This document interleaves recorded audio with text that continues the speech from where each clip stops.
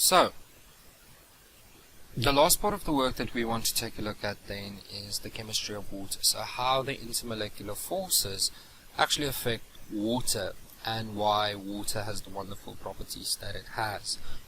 So, properties of water are directly related to the actual structure, the microscopic structure of water.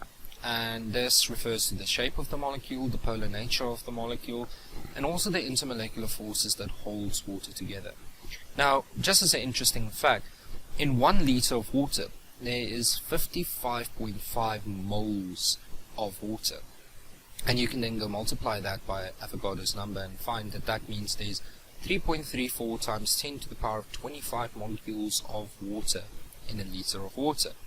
And if we take a look at the structure of water, we should remember that it's got a bent or angular shape, and that due to the high electronegativity of the oxygen side of the molecule is slightly negative, whereas the hydrogen side of the molecule is slightly positive, making it a polar molecule. Then we should also remember that the water molecule is held together by hydrogen bonds. That means that the negatively charged oxygen is attracted to the positively charged hydrogen atom, and so on and so on. And this allows water to form multiple hydrogen bonds. Now, what are the properties of water? The properties that make water so unique. Now, the first thing is water's got an incredibly high specific heat. That means the amount of energy that is needed to increase the temperature of a unit mass of water by 1 degree is very, very high. That means water can absorb a massive amount of energy. Then also, it is able to absorb infrared radiation from the sun.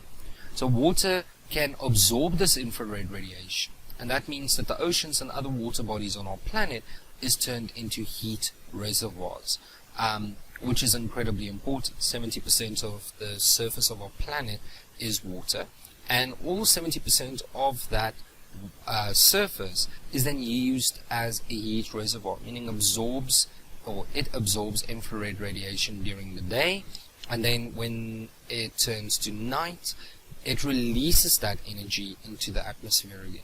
In other words, we have a moderate temperature on our planet. There's a very, very narrow range of difference between daytime and nighttime temperatures, unlike the other planets in our solar system, where it can be very, very warm during the day and very, very cold during the night. So plus or upwards of 100 degrees Celsius during the day and downwards of negative 100 degrees Celsius during the night. Then it's got a very high melting and boiling point. Water melts at 0 degrees and boils at 100 degrees Celsius at 1 atmosphere. 1 atmosphere just means 1 atmospheric pressure, in other words, the pressure that we are feeling right now. This means that water exists as a liquid over a very, very large range of temperatures. Now, this is important because of the fact that water isn't something that's unique to our planet. Okay? A lot of the other planets in our solar system have got water on them.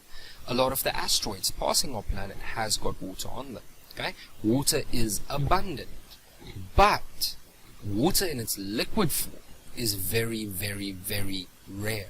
Most of the other places we find water in our solar system or even in the universe, water is either found in a gas form or it's found in a solid form. Liquid water is incredibly rare, and liquid water is an essential building block of life as we know it. Then it's got an incredibly high heat of vaporization, meaning it has to absorb a massive amount of energy before it will actually change into a gas. And then probably one of the most important ones, the less dense solid phase. Now, you've all seen it. You take a block of ice, you throw it in a glass of water and it floats. Now this is very unique. No other substance does this. Okay? All other substances, the solid phase is the more dense phase. But in water, when water freezes, the particles arrange themselves a little bit further apart. And when they arrange themselves a little bit further apart, it means the particles are less dense. That means ice floats. Now, why is that important for us? If water's solid phase was more dense than the liquid phase, that would mean that in the winter, the top layer of a lake or the ocean would freeze and it would sink to the bottom. the next layer would freeze and sink to the bottom, and so on until everything was frozen solid. But because the solid phase is less dense, it freezes and it floats on the surface of the water body, creating an insulating barrier, so that the outside temperature changes, the actual above water temperature changes, does not affect the aquatic life underneath this solidly frozen ice.